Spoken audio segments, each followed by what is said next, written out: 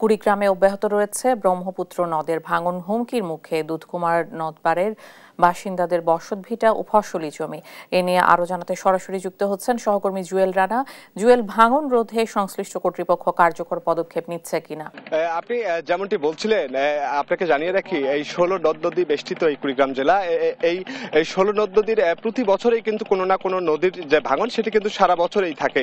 এবারও কিন্তু ব্রহ্মরী উপজেলা শলমারী ইউনিয়নের কয়েকটি গ্রামে ইতিমধ্যে গত এক মাসে কিন্তু ২৬টি পরিবার আসলে ভিটেমাটি হারিয়েছে। এছাড়াও ওই এলাকায় একটি সুখের বাতি সরকারি প্রাথমিক বিদ্যালয়, যেটি আসলে হুমকির মুখে পরে কিন্তু উপজেলা প্রশাসন সেটি কিন্তু সরকারিভাবে নিলামে আসলে বিক্রি করে। এছাড়াও কিন্তু আপনাকে জানিয়ে রাখি যে ব্রহ্মপুত্র ছাড়াও কিন্তু দুধকুমার যে নদী রয়েছে, সেই দুধকুমার নদের কিন্তু বিভিন্ন এলাকায় কিন্তু ভাঙন চলছে। এছাড়াও কিন্তু হুমকির মুখে রয়েছে অসংখ্য পরিবার।